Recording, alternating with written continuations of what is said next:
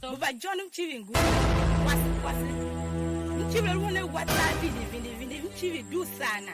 Ele kombo mi vini. Mchive kwa mwata kwa shilingo klu ya ona lu miyongo oga. Makosina ka fa kwa wese yaga. So mbia ku oluhana laga. Asheve. Ondongu ano wa maga. Ibe wata. Yo lu vahe ukalaka luma. Asheve. Yo ka kwa mala. Chifu kwa fa kwa wese de ko kwa lana na maga. Asheve kwa lana de ko. Asheve. Asheve mso ngwa Ka ondo sha no wayo. Mchive ka kwa Ondo ona no wona mavole wena ha. Kina mahama shelu kwa sono na su. Ulu ungwa tu kwa shudonga so ka Asheve mso ngwa kwa laga. Mchive ka kwa simba sa. Chible shem chive uwa. ka ondo alushala. Una no wayo. Asheve mso ngwa kwa laga. Mso ngwa kwa laga. Wina kwa la kuma uga. Kwa Asheve mso ngwa kwa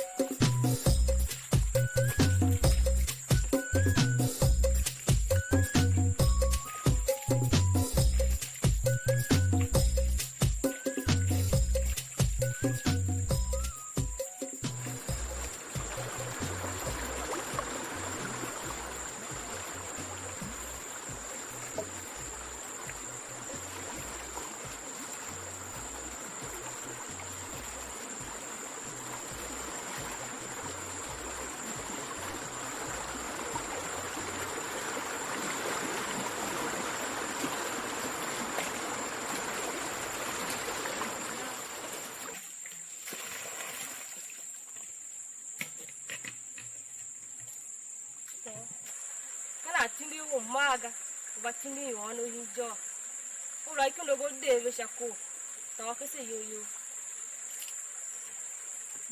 Mungu kama wala mwana haya. Ka welu la mona we alu wo yo we wo popo la mona we Na wu.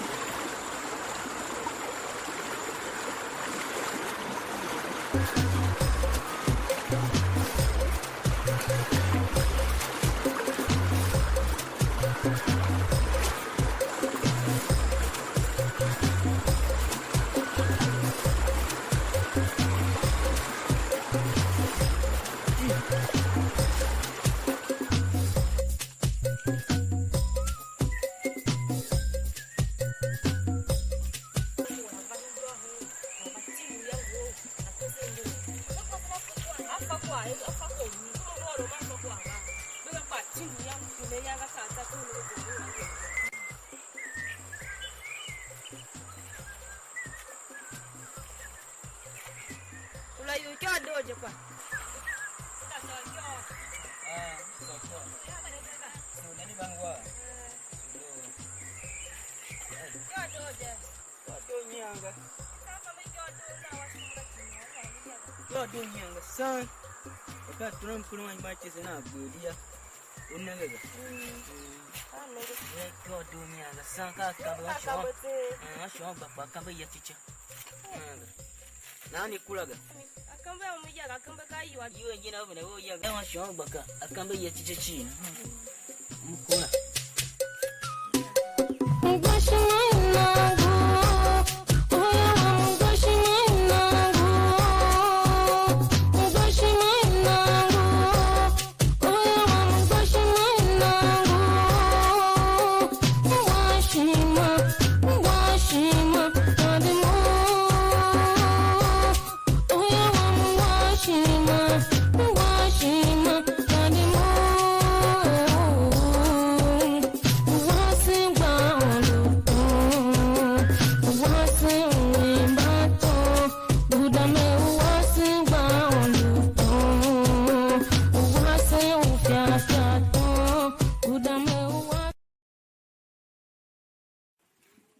Ashango. Whoa. Ashango vaya.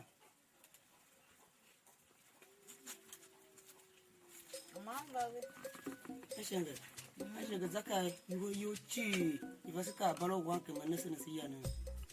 Ashame moha ma kwasega. Oh chichachi. Okala mnero.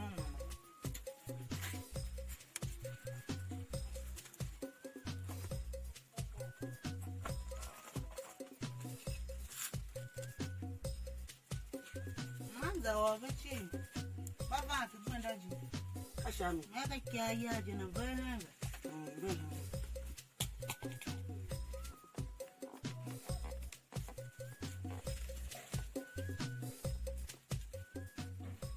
monde ba kosa wama monde ba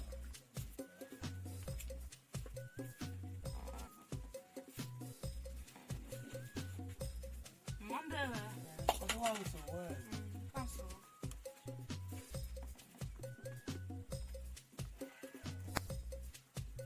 Mandela. Kosa wama wanya ba.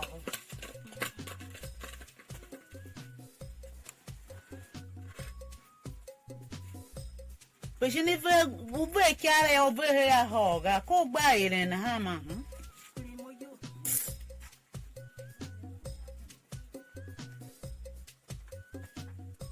What was it? That's a banner. I'm a banner. Just a car and banner. Yana. The job. What's your word?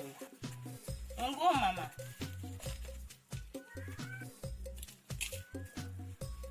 The job daughter here. O yo mama. What kwa mange? Kucha word. Ucha wangu hana. Kuchami.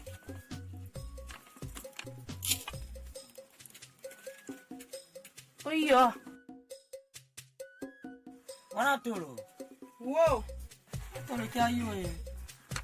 Mama kin hana na.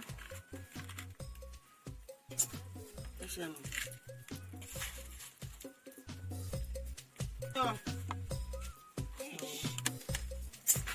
Ashaga. Whoa. Ashaga ki yuwe. Maki yekin.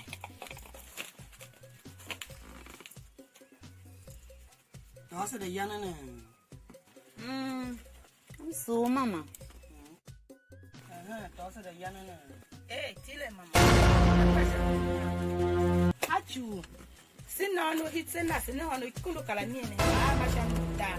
Basi ye bufuba. Bangba nkule maigoya. Mba ego kwa mba klinge mba lo vansha gbendaya. Kanyi mchivi hitsene. Hama sheka ka ba hitsene ya. Balu mchivi himba ba wasu semba simane. Na mchivi ngu yase ba hitsene. Bono ne kimi njosha ini. Nya ya kwa lama fati olu miunga. Alu anu mbala nyange ya agwasha nya. Dema kama tiye bolu ni. Tina. Jana ya. Wasine. Osu ya mchivi ne. Ka kwasu wanga. Dema fwe bani. Wasine ka kwasu wanga no mu besi. Kam chianu walon kwana. Mama. Kam chiano warun pa nyane duwe kwa ne ya. Nso warun. Jina fongu ka zam yo how much you never kwa kale henchi kwa ka shimaki gba tam ko pu. Ka tu nege. Nchile vera to moro kwa ne nya udze kwa ne gben yo. Nege. Halen kwa po za we manu to gbala ya o. Do halen kwa po so unde sha kwa mo za to gbala. Kwa lo atundo go de be sha ko. Ma wanga kanyi kwa jimi. Ume sega kada bawo ko si ya.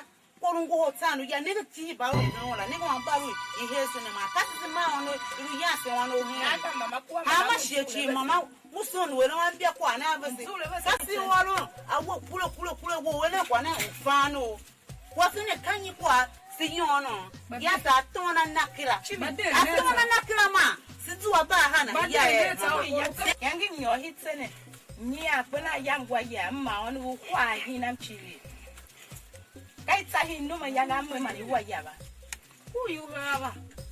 Alwe ma ho benga na kala ya kwa ga. Bade na unta atoba yemi ara ya. Oluke pakina na kwa ya. ya sa duna masin wo wanga Kasa na ki si ve ha ne be. Na ba na ha mo da ya ba kwa na ko be se kana ha ba na lu na ha. Kasa na ha. Ba ba da ya na.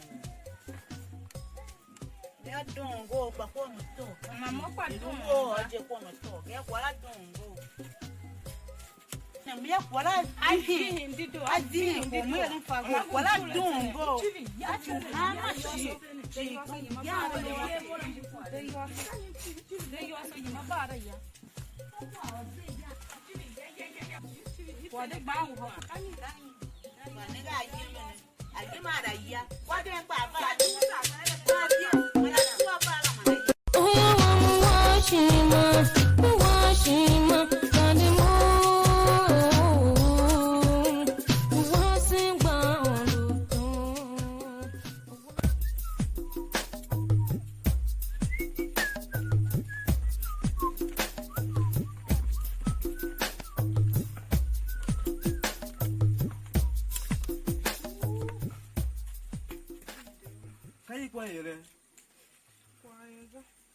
Kwa kama ilume ngwa ndi hashi ya.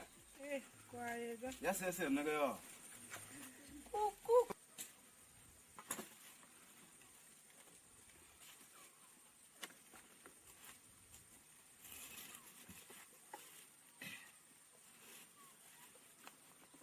Mata ya kawe uvanga. Ma kama ngwa undohoreshe. Kai kwa yele. Ngwe kwa ne kishiga. Kwa nso po alonwe ya. Alo wa so hin ya wo.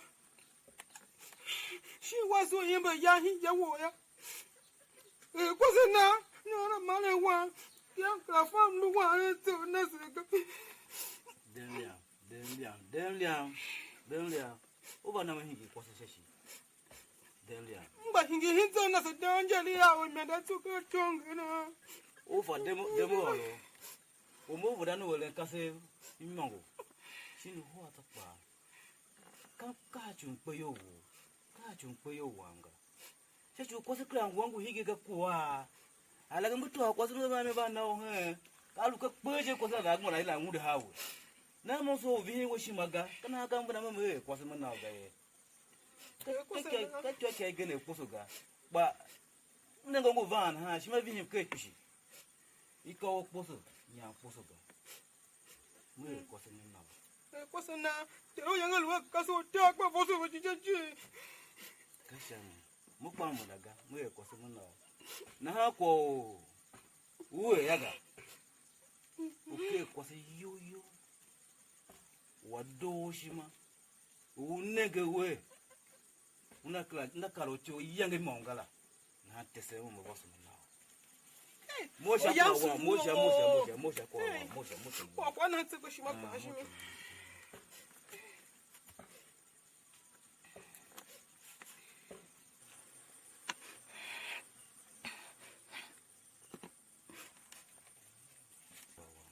Sasa uwe kwa se ke uheshima yola. Ngere wantu hakuna. Yao je wangu inja. Chingwe kwa ave. Na kwa so na fo hitsene. chi kwe tano na vunda on chi nanguka kwaga nyanyi wana kwa mbani yola dia una yetu ko nanguka sakam buwa luma kwaga uji yola we tun ha kwa na tsimbe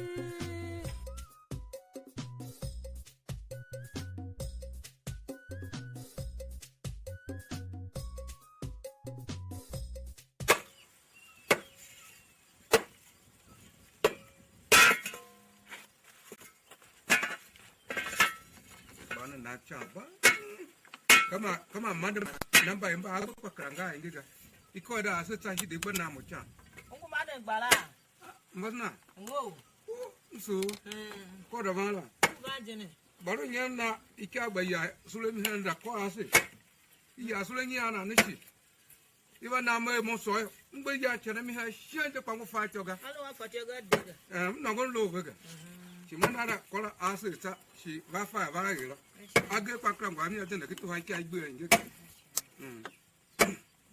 do chakande nei bana yam ka han kwa yo nang gun hama masana ha age kranga ga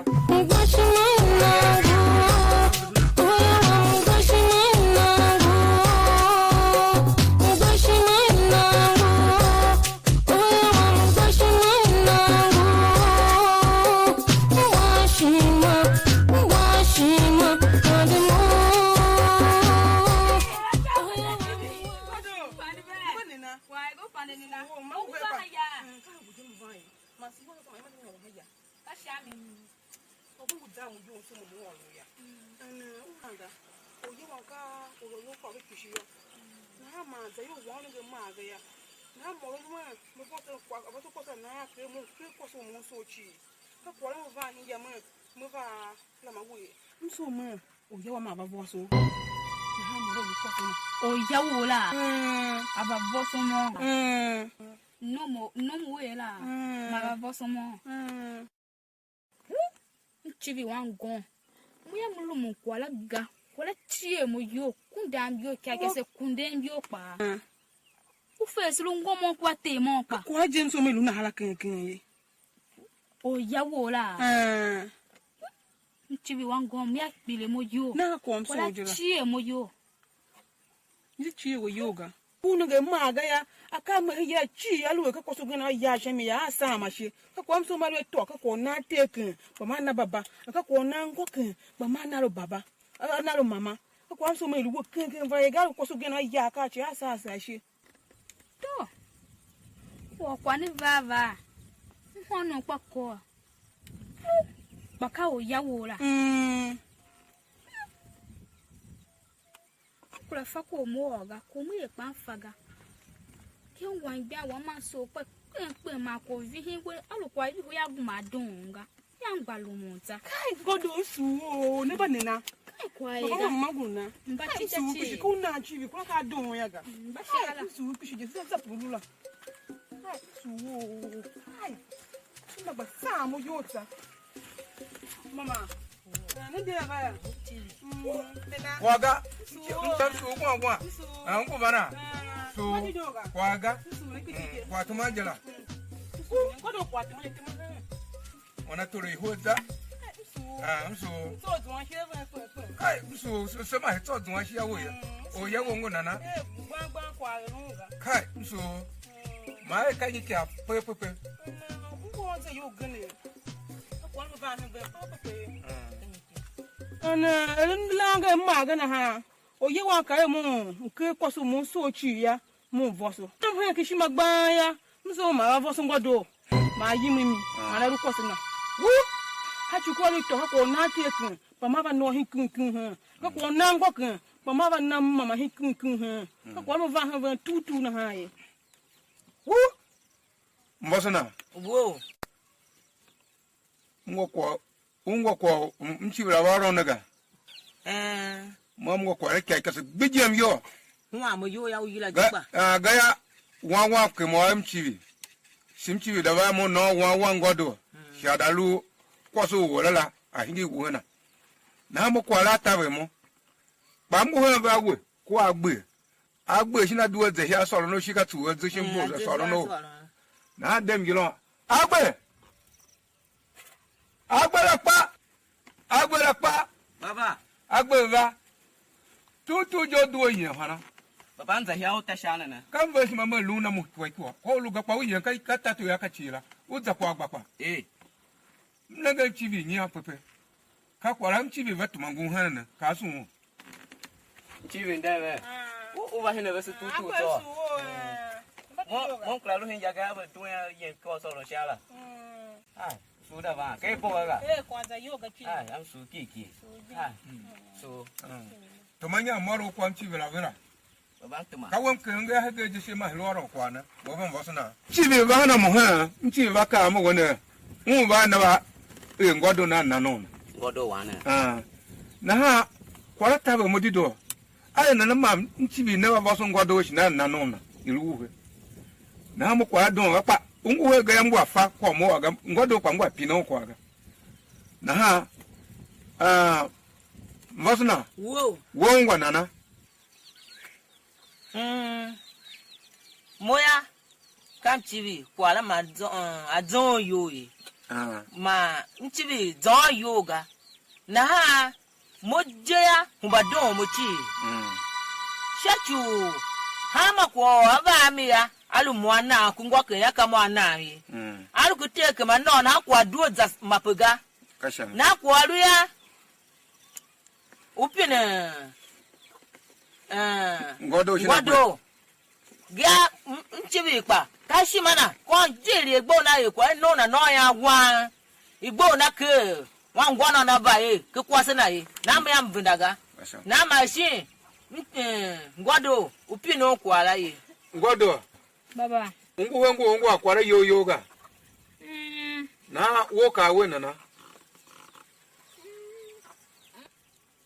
mwakpa mmokwa na nga chachu nchivi alwangba mu vesen mana okola vava okola sendele pa kwen ya nkula fa ko mo ga mlumu ulumunga ngodo baba ulumu we uyon nom shi uda ko mchivi shi kelaga mlumu kashame na ha agbe baba wo pa ngu holungu ngwa yo ga baba mungwa na wo dio ka we nana baba mo kwa don ga kashame mo do ngwa pa ne hambari ya igbalun to ba mungu mangu akwa na mchivi shakwala uma afia mchivi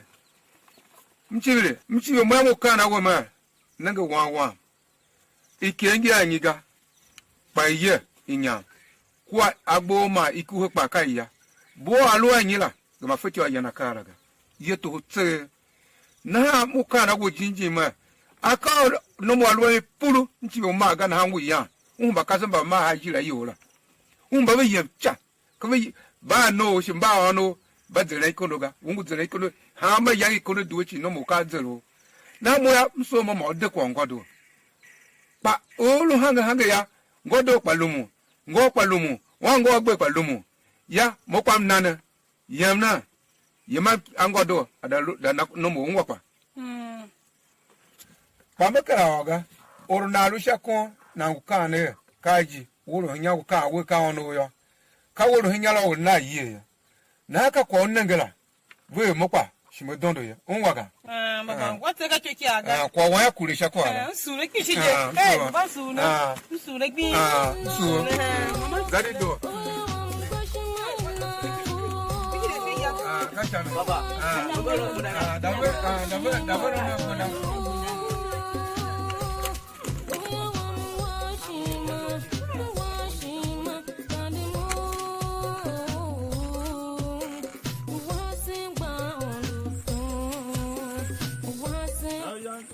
Kauru ora kana hembele ye ka simba ku papa ha sekele umba ku papa ha kana kagbe agbe kanyi wa ma baba mo bo re ya mo ta hige kanyi ele ko ke mo ngodo laga do no anjin paka kubo shingira pashika kubo na mo yana na Omuta chaka. Ha ke mo vole mo mo wo dondo. Pa. Mo do la to de chondo wan la bana. Huwa. Kyambia te yom bi kwa muhanya. Alo che humbo na baya. Ato gbele. Alo che humbo na baya. Ato gbena belen ko bo puwe. Da to de chondo wan la bana. Ma yombo sono ya. Ma ka nyolong bana. Hige jo wa ngoe. Ka shu va ma a cha mi ya mi ni. O va nyawe. Agwe, Baba nda lo. uda oronga. Ko ba.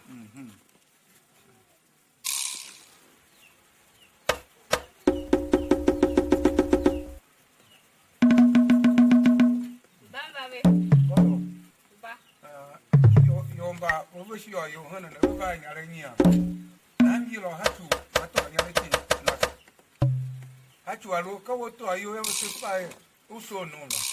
Baru to ga su fa uso no ga naspa. Ina yomba nyare be bi ya. Na nyare ki. Na ka to hasu. Una o ya waso basana.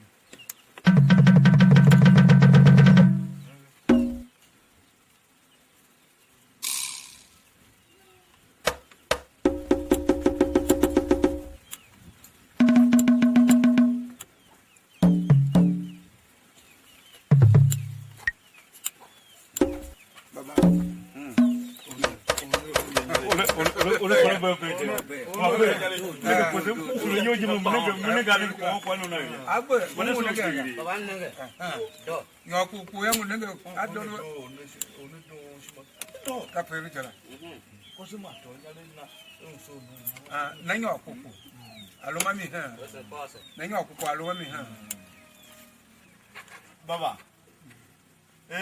Yomba ve ko be ya shi tashi vega. Na ha amma tashi naga. Kai shame. To. Wan ye.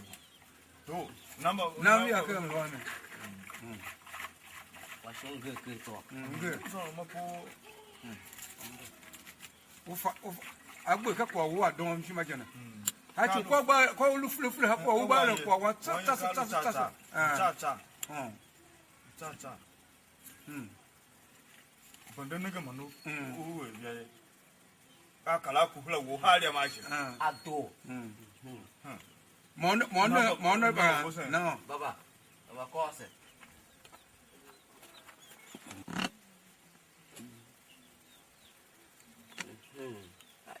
Padoya.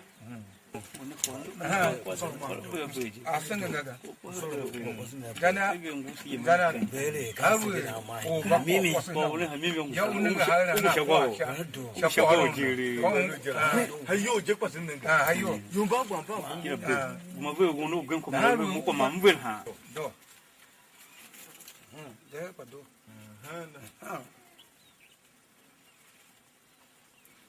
Padoya. asenga kan gaga Kion ko se chi ko ha ne salon. Ko ha be ko se ga tashi. ngakuku ko ke maya ito ono wasamba ke mba ko ma Mbanda. Ha. Ka wai ko ko budi ga wo ka mimi ka wo ko budi he modo wai ko ko budi mo. to ano ba ka amba ke ma ko ma Baba de kala mo ngon dia do kene yang kan ma na mo ko Ka uma. ka wai ko ko budi mo do. Tashamu ba bala sa sinne ga ji. Kwa shamba hondo. pe ro jara Suma salan ko bo. mo ga kwa ba ma ko nyar yal hawa dinga Amenge na se. Mbanda. Ko bende. Mbanda. Ya. Salma hidiga. kama kwa ga ai dumbo wano gane ya da ba ki o hane kai ya tutu na ha rubano mo yema na wa an wa do ha bano mo yema na wa do ha ya mi wa ke yom to kwa gi ma mo buji wona ba he wa yo su dura ta to mona na ha ga na na kwa be e be ne nya na ha yema kwa se ba ba ha jama ba na ngo ngwa ba kama ba yema kwa se mo ngwa kwa no binga Tai ko sa be amma salon amba kuma ko amma salon ka ba gbo kimbi. Ba kimbi ni salon malaga. pelu Tai. mbozo na ngukwa mbozo na vasha wa gba ha wo be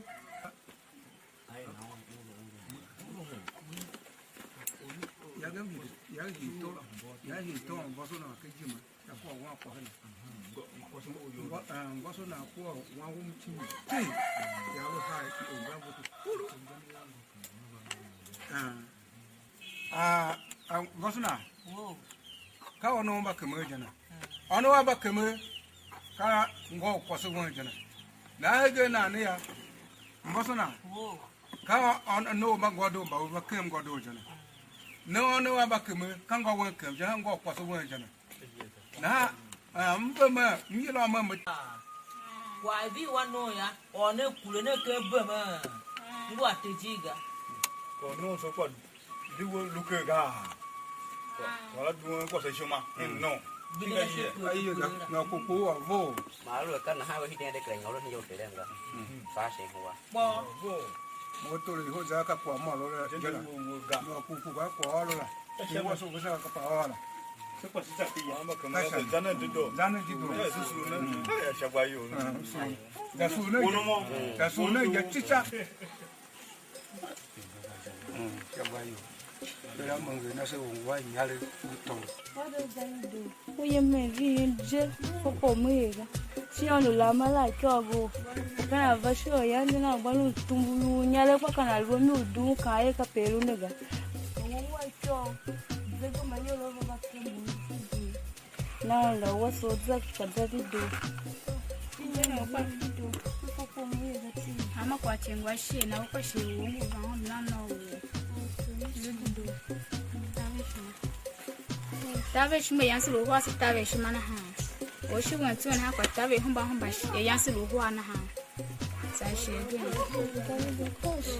Bi yaga. Mo ma ye ve we na. Akwa ga shenga tsaw ye ve mu. Ni ana na ha ye wa mu na ha ndo. Sa she bi.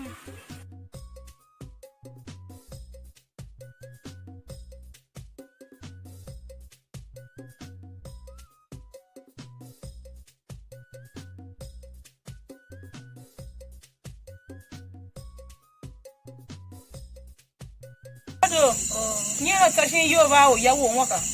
Ayu, mo ya amla tashin yo ba o ya wanga. Ule tashin yo ga wo ganye.